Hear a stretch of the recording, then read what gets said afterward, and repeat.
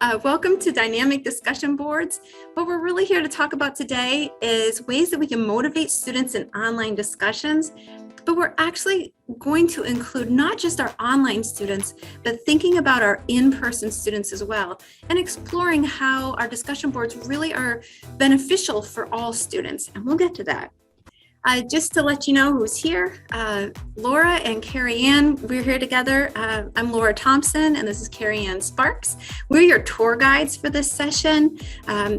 Carrie Ann, she's going to be monitoring the chat if there are some questions in there that she can answer or that should be addressed with the whole larger group. I'm a learning strategies coordinator here, and Carrie Ann is an educational technologist, and we're just really glad that you're here to have this conversation about dynamic discussion boards. So today's agenda for our brief meeting time, we're going to talk about motivating discussion boards, the power of choice, some discussion board options then that kind of go along with that choice, and those in-person applications. Remember, I gave you that teaser. And then we'll do a summary and a call to action at the end. But to start with, because we've had PD all day, we do need to have a check-in. How are you feeling today? You feel free to write in the chat or to unmute yourself to let us know which picture resonates with how you're feeling today. And you can give us a little reason why, if you're comfortable with that. And we'll give about a minute for that, about a minute. I see an owl because it looks a little frazzled and road weary. Is what we were. I liked the eyes. The woman in blue. I'm a little overwhelmed, had a lot of information today. It's just too much. Oh, we've got some sleepy people, the cats, they're enjoying that. Got lots of this. Oh, the girl with her hand on her head. And I want to be the kid on the beach, though, kind of reflecting on the beauty of the entire day. Jean Marie is not afraid to go through those doors. She's looking at those opportunities. Oh, we have a cat icon. Feel free to respond with icons, emojis in your chat. So we have a lot of people who are hitting that wall at 3 o'clock, but I'm so glad that you're here. I'm hoping that by the end of this, you will feel more like the person with the computer. Yeah, I'm so excited. We've got life to go. Woohoo. But I did have a little question there. Where's that timer? I'm using Canva to present this. And when I hit the number 1, it puts a 1-minute timer. If I put a 5, it'll put a 5-minute timer. So if you like that, that is one thing that Canva has when you're presenting that you can use. We did have a coffee talk that talked about Canva. Carrie Ann might be able to find that and pop that into the chat for you. All right, ready to go? Here we go. So how do I create motivating discussion boards? That's the big question. That's why we're all here. And the first way that you do that is through enticing prompts. And I know the thought is, well, yes, Laura, I think we kind of get that. But it's really having those conversations about what makes a prompt enticing, interesting, that I really want to share my opinions and thoughts. I have a resource down there that is talking about 10 ideal discussion post examples. The interesting part about that website, and Carrie Ann will pop that in the chat too. The interesting thing about that website is that it also gives some sample responses that you could share with your students to say, yes, this is what I'm kind of looking for. But of course, there's a great power in providing examples from your real students, your current students, but that can get you started anyway. So we have this topic, this discussion board prompt is, suppose that Caesar didn't return to Rome. Do you think that the empire would have ever existed?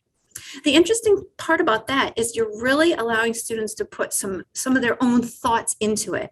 But you'll notice that the last part about this prompt says, be sure to tie your thoughts to our reading this week. And I'll admit, I added that sentence to the sample prompt that I took from that website because we still want to make sure that the students are basing their thinking in what they've learned from our course, either that week or for that unit, whatever place that discussion board has in our instruction.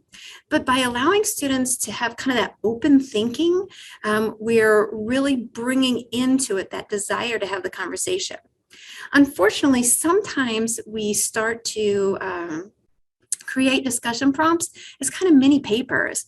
I know that I've been guilty of this, that it's just a 250 word mini paper with a couple of APA resources, and maybe the answer is not allowing for that student creativity. So then we get about 20 answers that are very similar resources. And what can they actually say to each other when the second half of my assignment is to respond to each other, when they already all said the same things? So that's why being able to have some open answers, what moral lesson can you derive from this exact point in history? Having a question like that, where students are using some of that evaluation, helps to increase those higher order thinking skills that we're using in our courses, and also gives students kind of more of an open opportunity where they can start to debate with each other. We might fall into saying, what are according to our readings this week, what were the 3 reasons for the Civil War? And we covered 3 reasons, and so we ought to get the same 3 reasons. However, to switch that up, we might say, which is the most important reason that the Civil War happened? Use the resources that we've learned this week or this unit, and then that again involves that evaluation, or gives students an opportunity that maybe they'll have a little bit of controversy, a what if, when they're responding to this course, to this prompt. Okay. All right. We'll look at the next part. How do I create motivating discussion boards? Well, maybe I don't have a text-based prompt at all. Maybe my prompt is actually an image. So I looked at this website, 17 prompts for writing in mathematics, and Carrie Ann will pop that in for us. But here's an idea from there. So you'll notice, this isn't exactly an image. It's not really a picture. It's a table. But it's a table with information that could really be interpreted in my math course. There are 2 questions about this particular table. What do you know to be true about this situation? And explain something that could not be true about this situation. And really, it's looking at that relationship between X and Y, determining what are the formulas between those 2 variables, and understanding how I might come up with this data. Which brings me to a possible 3rd question that wasn't in this website, but is one that I thought of. I'm kind of proud of it. Is having students develop that scenario that might create this data for them. If they're coming up with a valid scenario, they are showing you that they understand how these variables interact with each other. And if you're having students respond to each other, they can have a little debate about, well, I think you need to add this to your scenario in order to really cover the relationship in this data. Or that's a great idea. How about if you added this topic? There are great ways that you could use images. Another sample that I saw was the photograph from Iwo Jima, and recognizing, why is this such an important photograph? That's really an open question. And if you use resources from this week or from this unit's reading, then you're having students base it in the knowledge that they're learning, but being able to synthesize that information. I was just working on my doctorate. I just finished it. So for your dissertation, you're not allowed to just choose anything you want to do. You have to base it in the current literature and in the current research. So we're asking students to do a similar thing when we're asking them to synthesize for more information. Again, that's that higher order level of thinking. And then we can also use video prompts. I was really excited to see this. One of the new courses that's coming out for the Bachelor of Science in Education program, they're using a video for a discussion prompt. I was so excited to be able to see that this morning. And here's an example that I had come up with. What if all trees were cut down? I thought this might tie in with the environmental courses that we have, or maybe even with some energy courses. Being able to look at this video and then developing a couple of prompts or a prompt that goes with that video to help students start to think. These are ways that we can kind of create that motivation. It doesn't mean that every prompt you write needs a video, or that every prompt you write needs an image. But it's just seeing that if you switch it up and add a few of these other sources into your discussion boards, that could increase that novelty so that students would want to be able to participate in the discussion. Okay, so now I have a poll for you. Which suggestion would work best in your course? So we talked about using engaging prompts. We talked about using an image. So for instance, that math example or historical primary source. We talked about using video, but make sure it's a brief video, not more than 5 minutes to 10 minutes maybe. If you're putting a 30-minute video in there, that's not really conducive to a discussion board prompt. Or maybe you have another idea. Okay, I have about 82% participated so far. We might not give it the full minute, but around 30 seconds or so, you'll see a little ducky float by. We'll at least do it till then. There's the ducky. Terrific. So we'll end the poll and you'll be able to see that we have, I'm so excited, we have over half of participants seeing that they could use this in their course, the engaging prompts right away. They can have some ideas for that. Being able to use an image, and we have 65% who thought that a video might work. Terrific. And I see how we have in the chat a discussion about using the video and how those can be powerful to spur on that conversation. Carrie Ann and I were talking about it. I mean, just look at social media. There's so many times there's a video put up there in, I don't know, TikTok or Instagram that everybody wants to talk about. So it can give us kind of that inspiration. And I do see that someone has something else, another great idea. One person was brave enough to say it. Anyone want to unmute and claim that answer? No. Type it in the chat. Oh, Sue, was that your idea? Excellent. Maybe an evolving case study. So having that case study as that prompt, I love that idea because that also helps tie it to the real world. Thanks for that, Sue. We also want to talk about the power of choice. So a lot of times in our discussion boards, we traditionally respond with text-based responses, but you do have the option to allow your students to reply with video in the discussion boards. It's a little harder to find than it is for assessments, but it's that possibility. And you can really open it up.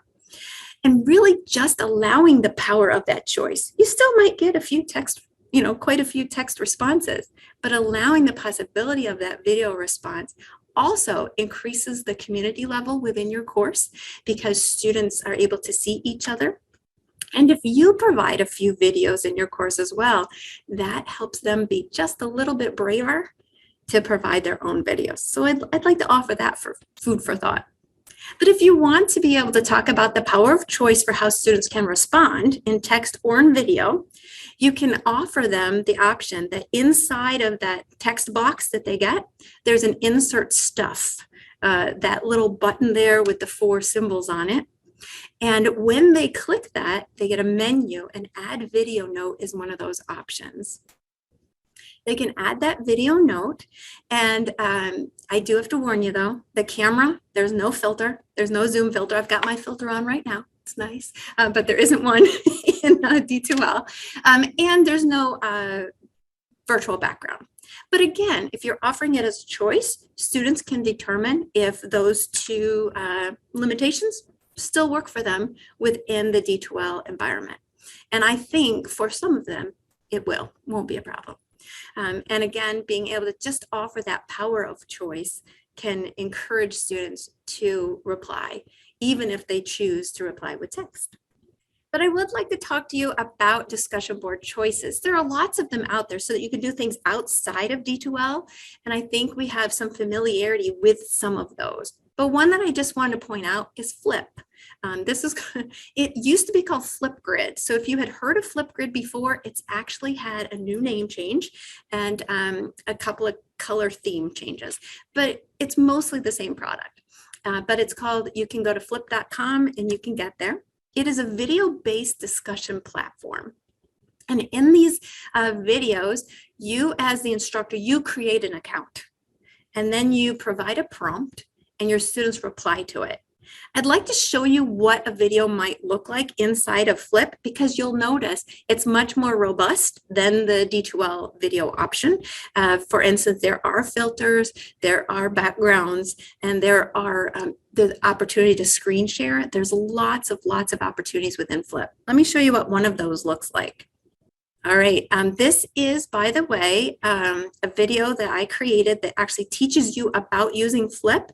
I'm just going to show you the very beginning of it so that you can see a sample video.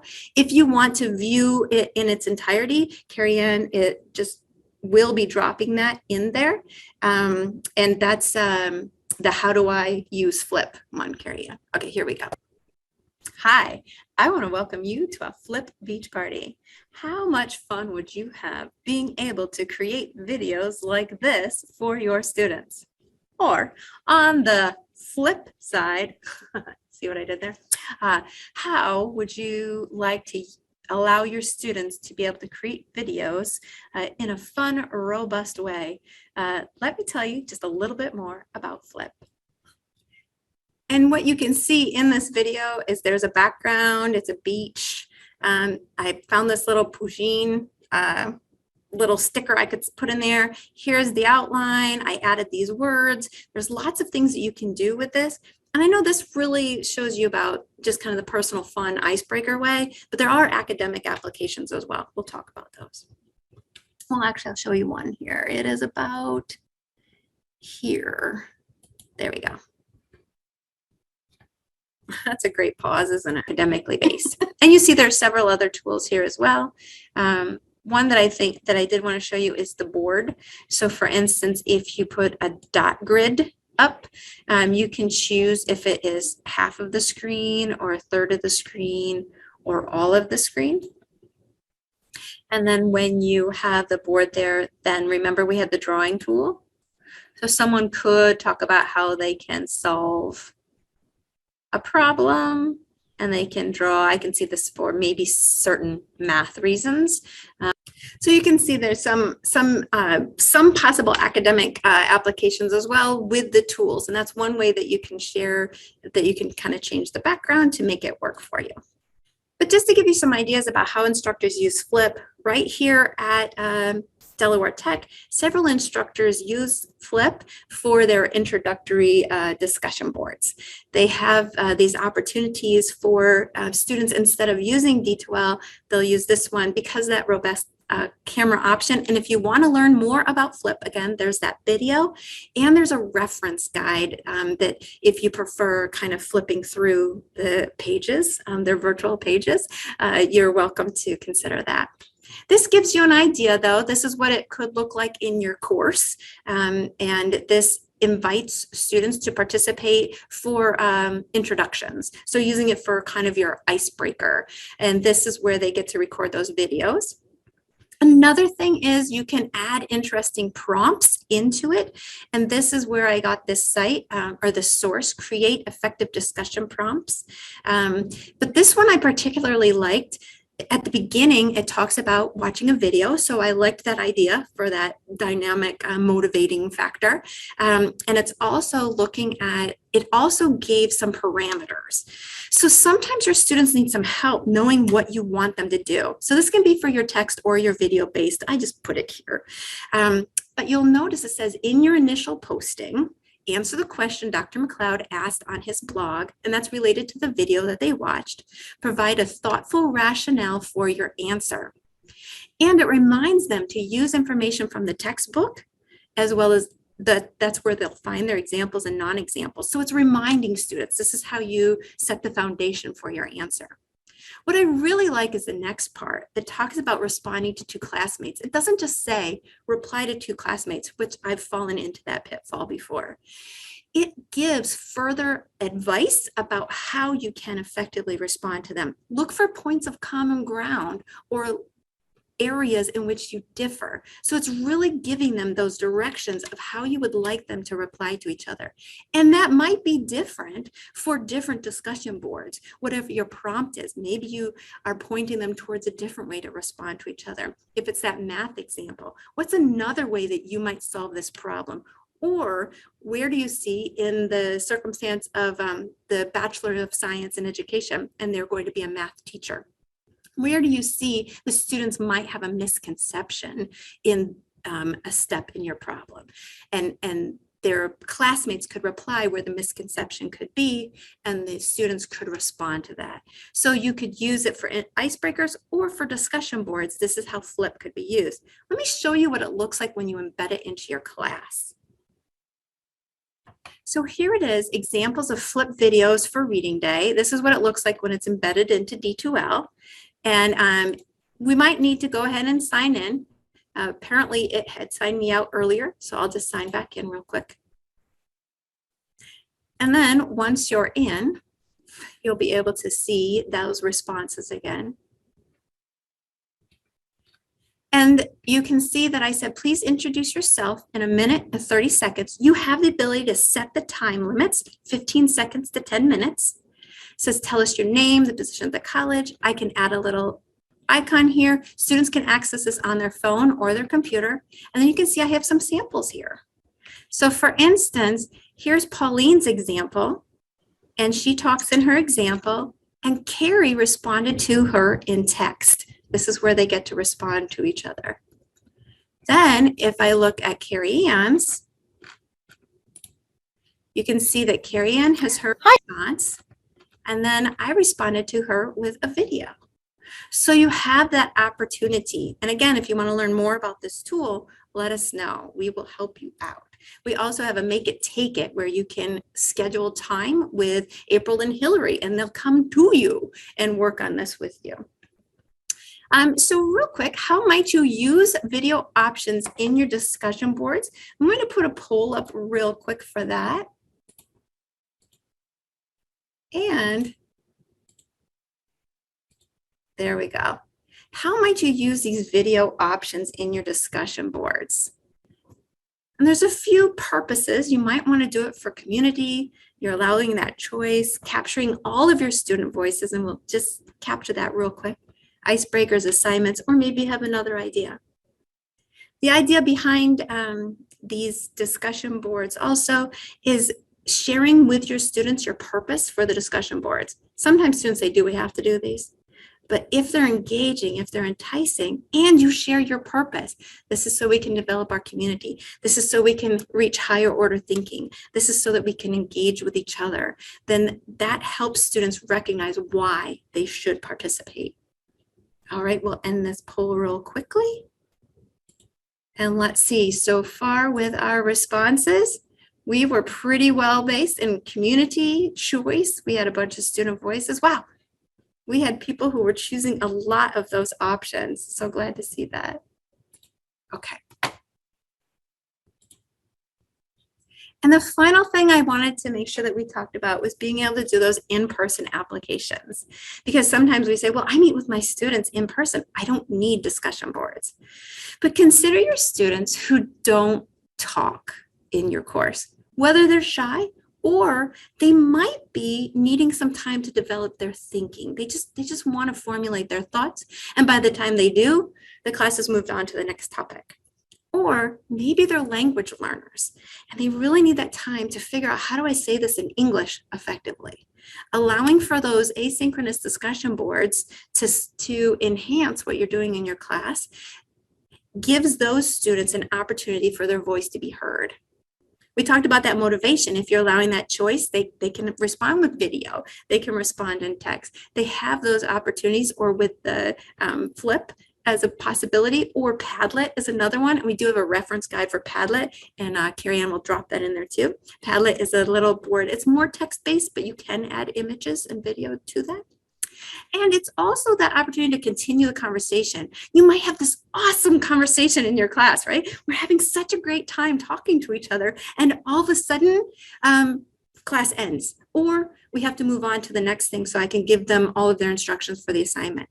This is the place you can pop the discussion board up in your LMS, and the students can continue that conversation. You don't even have to grade it. It's the ones who are motivated to participate in it. So in our summary, here's a little call to action, and you can just type this right into the chat. What do you think you want to be able to do next? What will you be able to do next week? Create a motivating discussion board with those enticing prompts, or with an image or a video? Would you like to be able to give the power of choice? Let students know that they can respond with video or text? Do a discussion board option, a Flip or a Padlet. and or be able to really strategically use this with your in-person. You can do 1, 2, 3, or 4, or type the words. Oh, I see all of the above. I see definitely a 1, a video for discussion board, all of them. Excellent prompts with videos. I see power of choice, just offering that choice. Fabulous. Oh, I'm so glad you found this useful. Excellent, excellent, excellent. I feel inspired, and I hope you do too. All right. You'll see in there, as I tell you, that you can change the world one dynamic discussion board at a time. And if you want to continue this conversation, that's my email at the bottom. But Brian put in there the evaluation for the session. Please make sure that you provide that information for me so I can make sure that I can give you good presentations in the future. And if anyone wants to stay for some questions, I'll be right here to answer them. I hope you have a wonderful rest of the afternoon, and we'll see you later.